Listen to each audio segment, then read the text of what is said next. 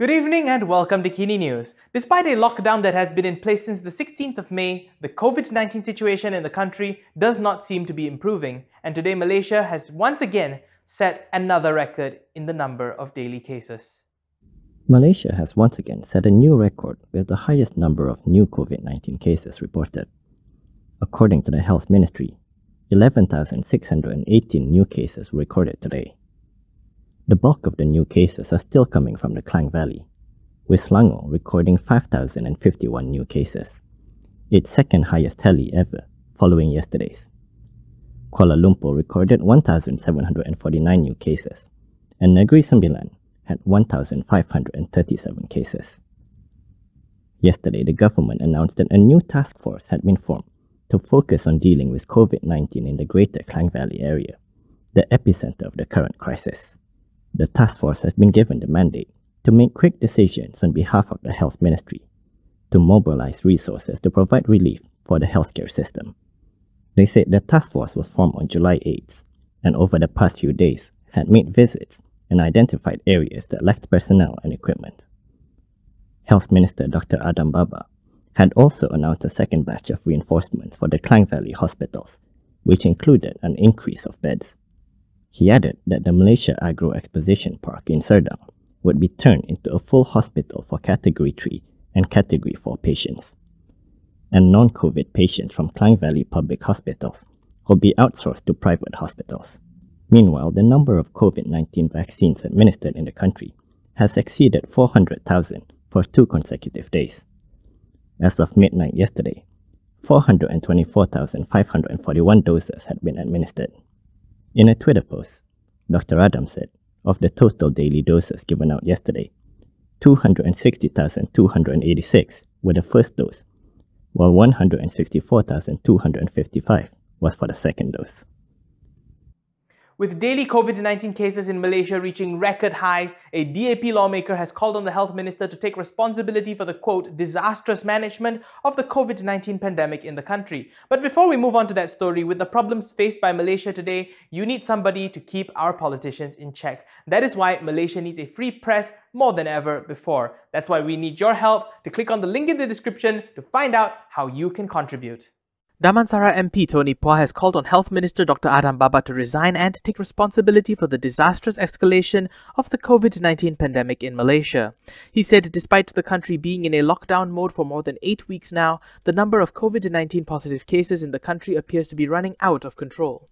This came after the Health Ministry reported a record 11,079 cases yesterday, which broke the previous high of 9,353 cases recorded just 2 days earlier. In a statement, Pua said for more than 8 weeks the people have suffered in silence, losing income and livelihood while hoping to return to some form of normalcy as quickly as possible. However, he said Dr. Adham and the Perikatan Nasional government had completely wasted the sacrifice of the people. Pua added that the government had failed to play their role to contain the spread of the virus to complement the people's sacrifice during the lockdown. He said the most obvious evidence of this failure is the fact that the Ministry of Health has conducted a declining number of COVID-19 tests despite high and rising percentages of positive cases in those who have been tested. According to Pua, the total number of cases tested declined consistently from the average daily samples of 109,601 in the week of May 23rd to 29th to 72,308 cases from the week of June 20th to 26th. This was despite the repeated calls by Pakatan Harapan leaders, think tanks and the civil society imploring the ministry to carry out more testing. He added that instead of merely announcing another special COVID-19 task force for the Klang Valley with no specific plan of action in sight, Adham must take full responsibility by resigning as the health minister. Pua said that if Adham fails to resign, the PN government should sack him as he had caused billions of ringgit in losses as well as immeasurable pain and hardship to ordinary Malaysians who are struggling to make a living during the pandemic. The Federal Territory's Islamic Religious Department, or JAWI, shared details of a tragic case yesterday about one of the youngest COVID-19 victims they had seen. An 8-month-old baby has succumbed to COVID-19 while his mother is fighting for her life in the Intensive Care Unit, or ICU. This was shared by the Federal Territory's Islamic Religious Department, or JAWI, who tweeted about the tragic case last night. JAWI tweeted that they were saddened for the first time receiving the body of such a young victim at the Raudhatul Sakinah KL Karak Islamic Cemetery in Taman Selaseh. They said that the deceased father and 8 other children are undergoing quarantine at home now. The religious body expressed its condolences and prayers for the baby and his family. The Health Ministry reported 11,680 new COVID-19 cases today, which sets a new record. Selangor once again recorded over 5,000 cases with 5,051 new infections. Kuala Lumpur also set a record high of 1,749 new cases. Good Morning G-Sure is the first plant-based and complete nutrition drink made in Malaysia. It is suitable for those who are lactose intolerant. Research made by local universities found that more than 90% of our Malaysian population are lactose intolerant. Lactose intolerance can cause bloated stomach and diarrhea. Good Morning G-Sure helps to improve the immune system, reduce the risk of illnesses, and helps to improve general well-being and strengthen our bodies. A happy family starts with a healthy family. I'm still active, healthy, and going strong at the age of 52. It has to be Good Morning G-Sure.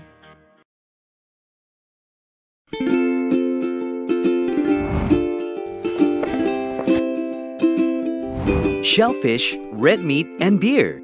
If you love indulging in these foods, you may end up with high uric acid level in your blood.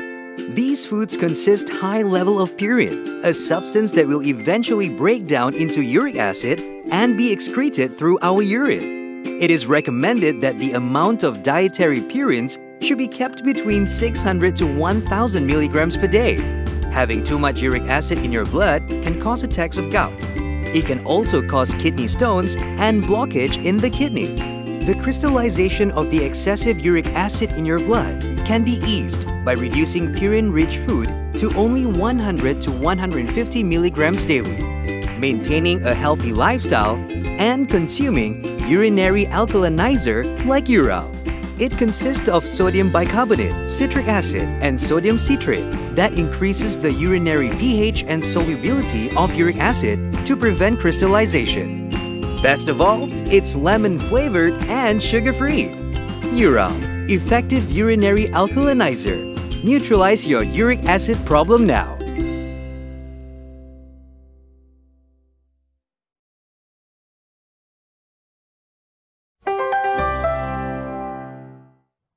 Food banks run by two opposition MPs had to close today due to overcrowding at their locations. Muar MP Syed Saddiq Syed Abdul Rahman said he had been instructed to close the food bank at his Parliamentary Service Centre due to long queues. Syed Saddiq tweeted that the Muar Parliament office was ordered to close as the police said there are too many people lined up outside of the office. He said he could not turn away the poor and hungry asking for aid as the people of Muar are his responsibility. Upset by the situation, Syed Saddiq said the authorities should not burden the people of Muar. Malaysia kini is attempting to get a response from the police on this matter. Meanwhile, Segambut MP Hanayo said she would also be closing her food bank at Taman Desa Segambut Community Hall. In a post on Facebook, she said that in just 4 hours of operation, a total of 853 people have come to the food bank. She said after discussing with the police, they agreed to terminate the food bank because the demand was too high and some people came as far as Selayang, Jinjang, Rawang, Batu Caves and Petaling Jaya. She apologized for not being able to continue it and added that they will continue to find ways to help those affected by the movement control order. Yo added that the food bank was put together with donations from NGOs and private donors and not through the use of any government allocation. She said she asked those who came about their situation and most said that they had no income because they could not work during the lockdown. She also called on the National Security Council to find ways for the economy to reopen. Pasir Salak MP Tajuddin Abdul Rahman has dismissed rumours that his removal as UMNO election director was made after an audio leak of him speaking against the party president was spread yesterday. Pasir Salak MP Tajuddin Abdul Rahman said he accepted the decision made by UMNO President Ahmad Zahid Hamidi to remove him as the UMNO election director. He told Malaysia Kini that he did not have a problem with the president and accepted the decision with an open heart. Tajuddin added that he did not know if Zahid had a problem with him. He said, if you want to know, you have to ask the president.